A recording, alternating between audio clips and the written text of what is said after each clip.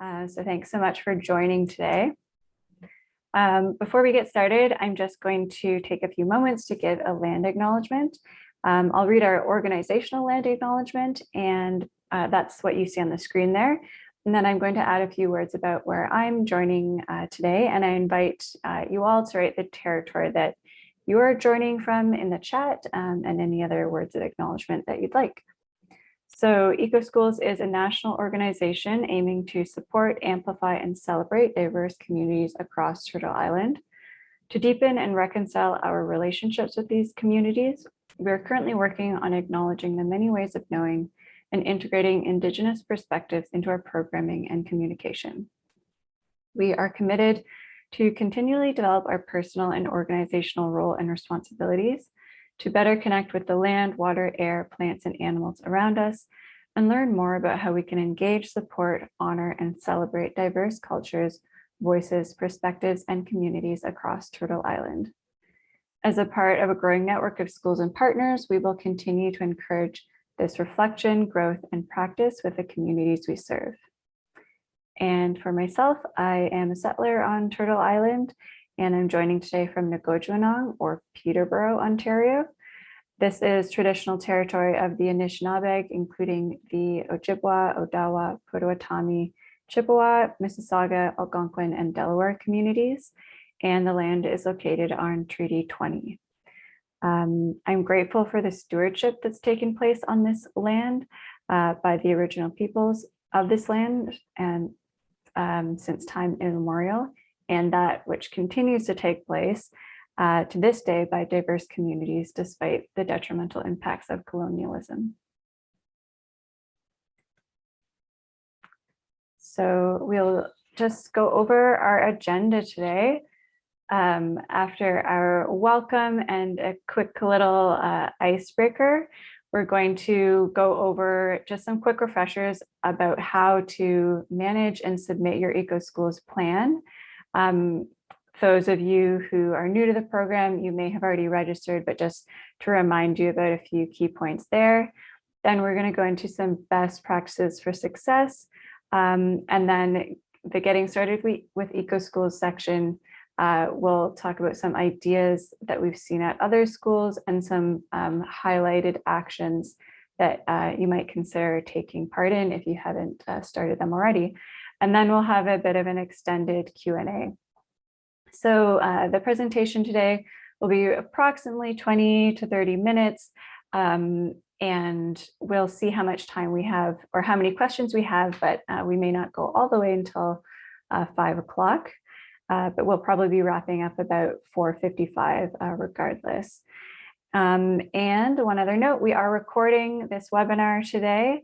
Just a heads up for anyone who has their cameras on. We're planning on sharing this with our community afterwards, but we will just be sharing the presentation portion and we won't be sharing the question and answer period.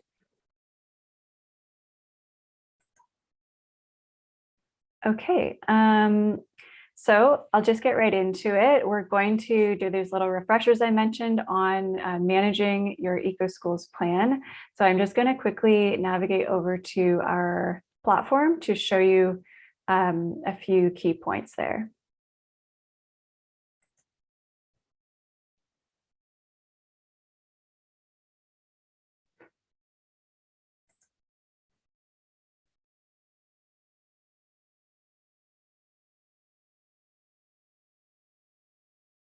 Just one moment here.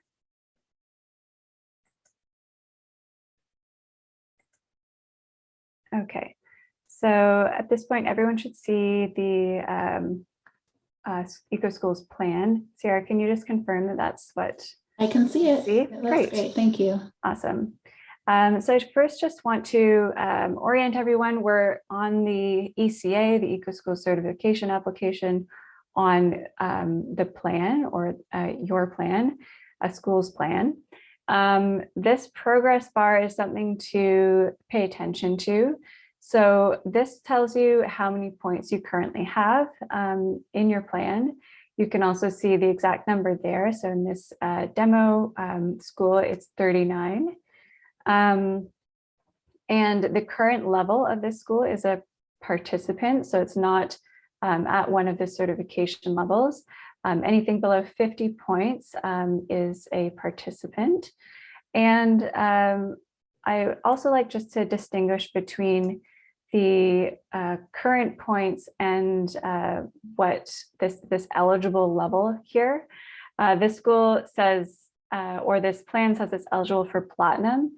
And all that means is that the school has added enough actions that if they were to complete all of those actions and gain full points in all of them, they would achieve platinum, but that's not the current level of the plan.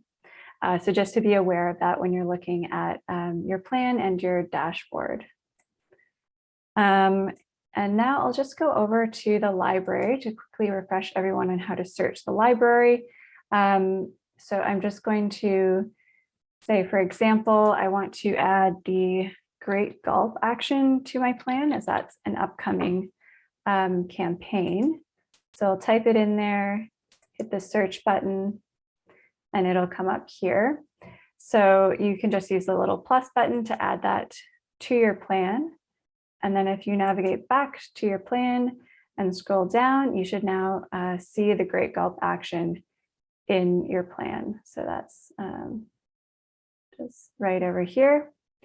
And say, for example, you decide that you no longer want to do a certain action, you can easily remove it from your plan. And this is something to keep in mind at the end of the year as well. Before you submit, you can't actually submit your plan until you remove any action that you didn't end up starting or maybe is in progress, but you can't actually complete.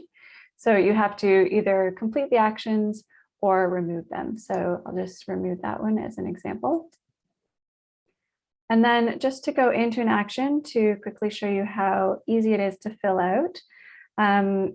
These are not to go into too much detail here, but we have an about section, the curriculum connections to the sustainable development goals, as well as EcoSchools Actions, which are photos of how other schools have undertaken these actions in the past. The action guide explains how to, is a general guidance on how to undertake the action. And the resources section is the collection of all the resources that can support you when you're taking on these actions at your school. And then down to the certification questions. So I'll just show you a few examples of how to fill these out. The start date is a mandatory field, just to let us know when you're starting that action. And as a reminder, all the work that you're reporting on should be undertaken in the current school year, indicating who was engaged in the action, whether that was the EcoTeam or a classroom, how many students were involved, how many staff members. There's a series of questions asking about student leadership, communication strategies. And as you scroll down in this particular action, it's asking how many trees, how many new trees were planted on your school grounds this year. This action is particularly about trees planted on the school grounds. So we'll fill that in. How many were maintained? And say you want to come back and complete this later because you haven't yet, for example, connected this to your curriculum or a lesson. You can scroll down to the bottom and there is a come back later button. And while I'm down here, I'll just point out that there's also an action documentation section, which is where you can upload potentially photos or the worksheets that you've used to help you complete them. And once the action is complete, there are a couple mandatory questions, such as that start date and the action description. You'll be able to click done and complete that action. Okay, so just a couple other notes here. So when you are completing an action, note that it's an opportunity to let us know about when a specific action took place in the current school year, as I mentioned, and to ensure fairness and consistency in data reporting, please report honestly. I'm sure you will, as to how the action took place at your school. And the goal of filling out these actions is not really to answer every single question or to achieve a perfect score, but really just to let us know what happened at your school this year. And actions are reviewed during our assessment period after the submission deadline. And while I'm here, I'll just quickly show you or point out what you need to do to submit once you are ready. So as I mentioned, you do need to make sure all of the actions are complete, all the ones that you're going to do this year. So I'll just scroll down to the bottom and show you. So in this example, there's 3 that are currently fully completed. You can see that's indicated by this little green dot and completed. So you'll need to make sure that's the case with all the actions in your plan. And again, if you're not going to do them, you can just remove them. And once that has been done, this submit button will turn green and you can submit your plan. Make sure that before you do that, you double check all of your work. Students, as you may know, can definitely help in the process of filling out your application. They just can't add action documentation or actually submit the plan. So that just gives you a chance to review it before the final submission. And just to point out here that this, again, the difference between submitting at the participant level versus gold through platinum is that the submitting as a participant is not technically a certification, but we've introduced this new recognition just to make sure we're recognizing schools for the great work they are doing. So now I'll just move back over to our presentation so we can move right along here.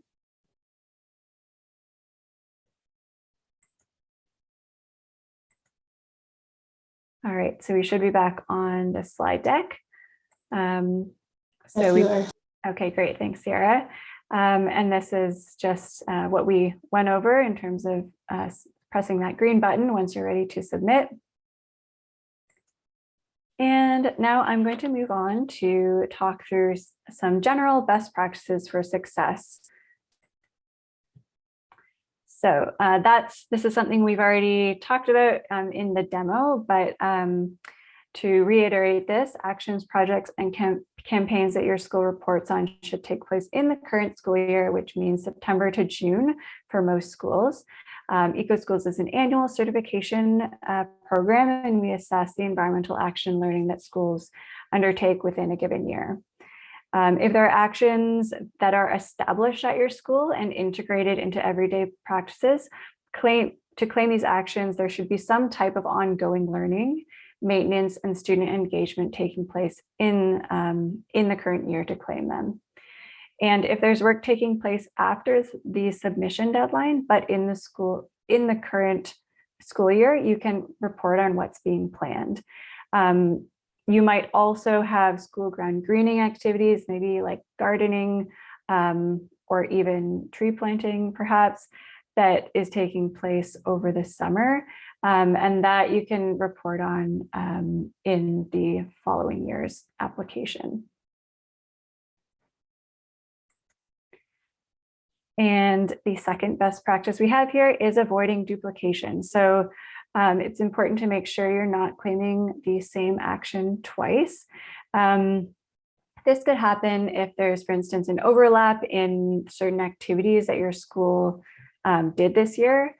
For example, if you participated in the Great Gulp and then connected it to learning about single-use plastics, you can't claim that same learning within the reduce single-use plastics action. So just be aware of that as you're filling out the application. And if you do have more questions about that duplication point, please ask during the question period. And just emphasizing that we really encourage you to adapt the action to your school. So actions will be most successful if you adapt them to the unique circumstances of your school. The guidance and resources that we've provided are suggestions, but if they don't apply to your school, only use those that work for you, and don't feel that you have to fill out every single question if it doesn't apply. Okay, so with that, I will pass it over to Sierra, who's going to go through some of those great action examples, and then we'll move into the question period after that. Thanks, Clara, and so happy to be here with everyone today.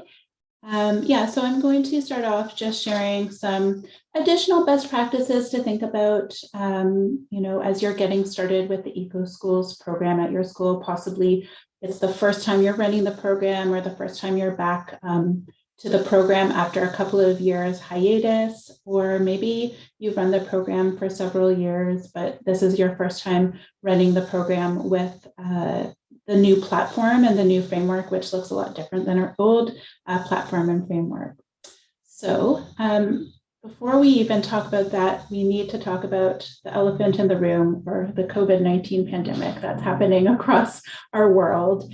And just wanted to really acknowledge that we know that COVID-19 does continue to be a reality for schools across Canada. And we have worked really hard to make adjustments to ensure that certification is possible in whatever the situation is that you might have, whether that's hybrid learning, cohorted learning, virtual learning, or with in-school safety measures in place. And some suggestions just to get you started thinking about how to modify the program to ensure success during COVID would include, making sure to use this time to get outdoors and using the schoolyard as a place for exploration and learning. Really encouraging teachers. We're really encouraging teachers to try and bring EcoSchools Actions into the classroom and a class lesson and really connect it to curriculum. In our past program, it was, really encouraged that a lot of the actions would be a whole school activity. And now we're really understanding and encouraging that these things are brought into classrooms. So we are providing a bunch of different curriculum link lesson suggestions in each of the actions, and really encourage you to think about how to best link those things as well. And, suggesting as well to include participation and invite participation from the whole school. So that doesn't mean that the whole school needs to come together to run every single action, but maybe different classrooms are taking on different parts of the action. And each application, you can invite as many members as you'd like. So you can invite students, and you can invite other teachers or school staff to participate in running different parts of the program and updating the application as well. And so that this can be done in cohorted learning as well, or when you're working remotely. And, this can sometimes be hard because it is a certification program, but we really do suggest that schools don't focus on points. This is a great opportunity to use the EcoSchools resources and really support environmental learning that's fun and safe and impactful. And a reminder, Clara mentioned this already, but a reminder that even if you don't reach that bronze certification this year because you haven't achieved 50 points, that's absolutely okay. And you can still submit your application and be recognized with a participant seal, which really acknowledges and celebrates the great work that you were able to accomplish this year. And I don't think that there are any people joining us today from completely remote or virtual schools, but we have created a remote and virtual school program that specifically meets the needs of those who are only teaching remotely and virtually. And that can be found on, more information can be found on our website about that.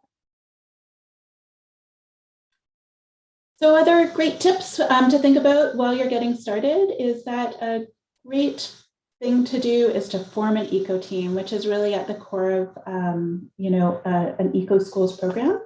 And EcoTeams really range in what they look like.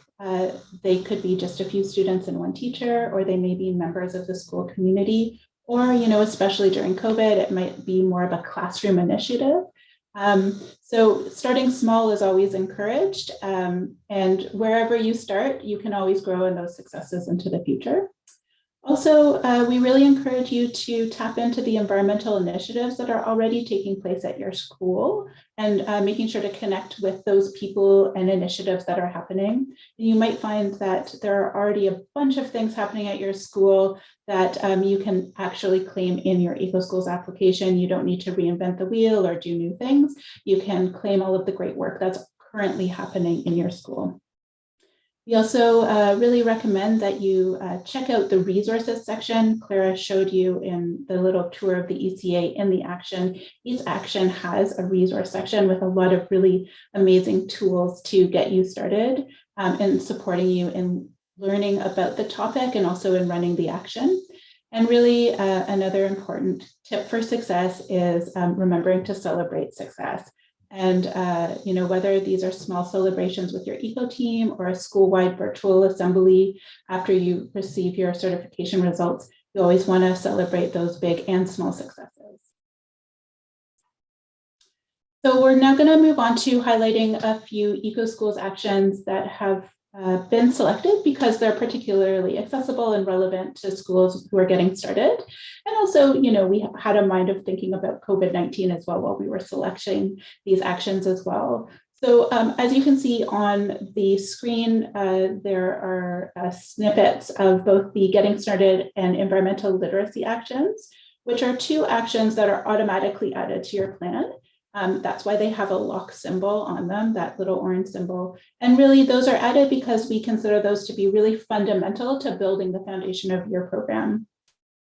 Both provide a lot of great resources. So for example, in the Getting Started action, which is really about building your EcoTeam and, thinking about how to, set the stage for all of the actions that will be taking place. So in that Getting Started action, there are things like a sustainability review, a certification guide, and ideas for also building strong eco-teams. And then environmental literacy, that action is really about situating the program in a practice of learning in, about, for, and from the environment. And the action really asks you to consider how environmental literacy currently looks at you in your school. And there are so many amazing resources in that action as well, from broad approaches to environmental literacy to toolkits to supporting outdoor play, and also Indigenous perspectives in education. So it seems like we've referenced the Great Gulp a lot today, and I think it's because it's on everyone's mind here at EcoSchools, because the Great Gulp tends to happen in the month of March in celebration of World Water Day, which is March 22nd, and it's a really fun and exciting activity that a lot of schools, especially schools who are getting started, really enjoy doing. So this is all about raising awareness on the topic of drinking water and the importance of reducing single-use plastic water bottles. And the action that corresponds with this learning is that a group of people can come together and take a synchronized gulp of water from a reusable bottle, cup, or mug. And it can, again, be done by a classroom, in a large group, or a whole school online. We saw a lot of schools coming together online last year to do the Great Gulp, or numerous classes can also do it cohorted as well. And it's just a great opportunity to have some fun, let students take a lead in planning and organizing a simple but powerful action. And this action can also bring awareness back home as well. And we do have, again, a great tool that is in the ECA to support learning around this, that provides guidelines on planning the event and suggestions for related learning and facts about water. So we really encourage you to take a look at that and maybe even consider running a Great Gulp this month as well. The next action we'll talk about is active and sustainable school travel. And this action obviously emphasizes the importance of low carbon commuting. So walking to school, cycling, busing, and carpooling as well. And really to increase the number of students and adults choosing active or sustainable travel options. So this can look a ton of different ways depending on your school. We often find that schools who are just starting off might run a one-day event where they invite everyone to walk to school. It might be for even a winter walk day if it's a cold day, really encouraging people to walk to school even when it's cold outside. As schools progress, this also might be a longer campaign, like a bike to school week. And for those schools that want to take it the next step further, we might see this practice being established throughout the year, for example, through a walking Wednesday. And there's really fun and exciting ways to incentivize and encourage people to walk to school. As you can see on the screen here, we have a golden shoe award for the classroom that had the most people who walked to school, and also bulletin boards with pledges. The Goose, or Good on One Side paper action, is a very fun and simple action for schools who are getting started with the program. And this action is all about making and using bins to store goose paper while also reducing and reusing paper. And the bins can be as simple as a box or a basket, or you can get really creative with them. And we actually have a National Goose Paper Day that's upcoming in April that we'll talk a little bit more about later on. Just a few more actions to talk about. So this one is switching off lights and devices. So the act of essentially turning off a light or turning off a device after it's being used.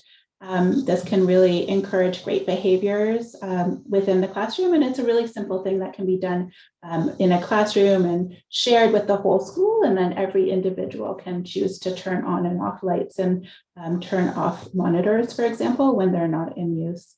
And it's also a great way to get creative, so you can get students to make light switch covers or posters for every room, or use bulletin boards to track how well schools or different classrooms are doing. The next few actions that we'll talk about today are all about taking your learning and action outdoors. As we mentioned, we do find that our outdoor actions are some of our most popular ones. Of course, during COVID, getting outside is a great way to kind of get a little bit of a relief maybe from being indoors and the stuffy indoors. And yeah, they can be a lot of fun. So we have a ton of gardening actions that you can choose from that might make sense for your school, including growing a food garden or growing a pollinator garden. And just something to really consider when you're thinking about getting started with a gardening action is that you don't have to start really large. You can start small. So you can start by growing food, for example, in containers. We love container gardens. They're a lot easier to manage than doing a big garden in the ground. That's something you can work towards as you become more established and build capacity.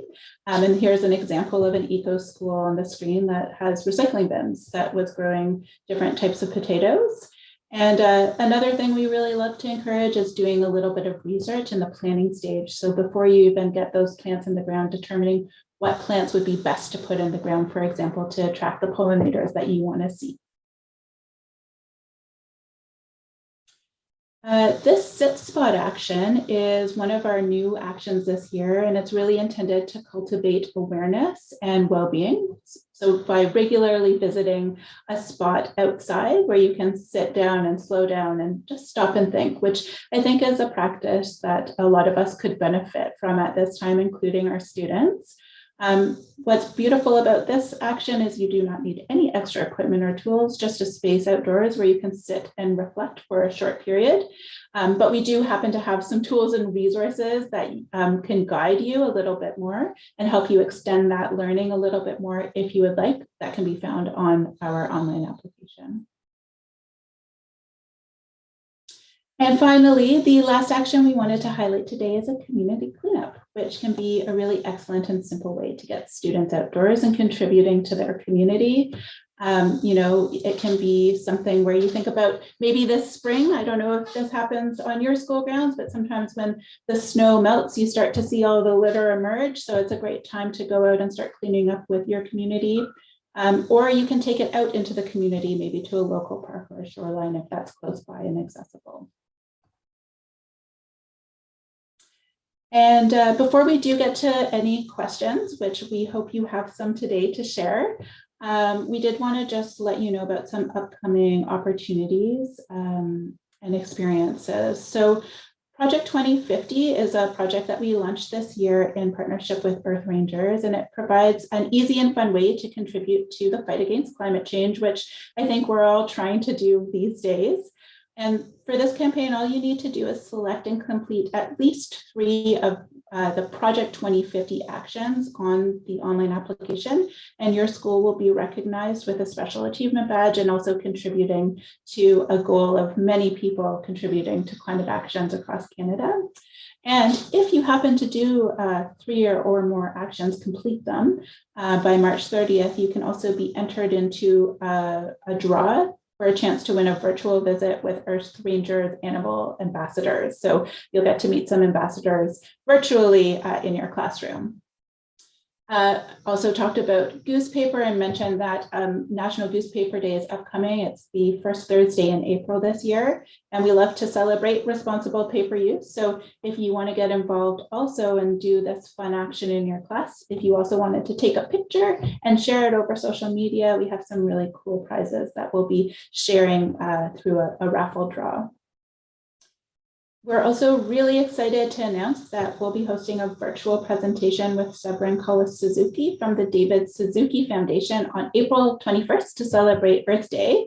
And all you have to do to get the link to attend is add the community cleanup action to your EcoSchools plan with the date that you plan to conduct the cleanup this school year. So we really encourage you, if this feels like a good action for you and your school or your classroom to take this year, add it to your plan soon before the 21st of April, and you'll get a link to that event. And also just wanted to mention, we had mentioned earlier that we launched the Sit Spot action this year, and we also just launched our Let's Talk Air action, which is an action and a set of tools and resources that help you to get to know and think about the air that we breathe. And it's a really neat activity. And if you happen to also want to share any learning from that, we have a prize draw of $50 gift certificates to the Outdoor Learning Store if you share one lesson learned from the Let's Talk Air resource with us over social media.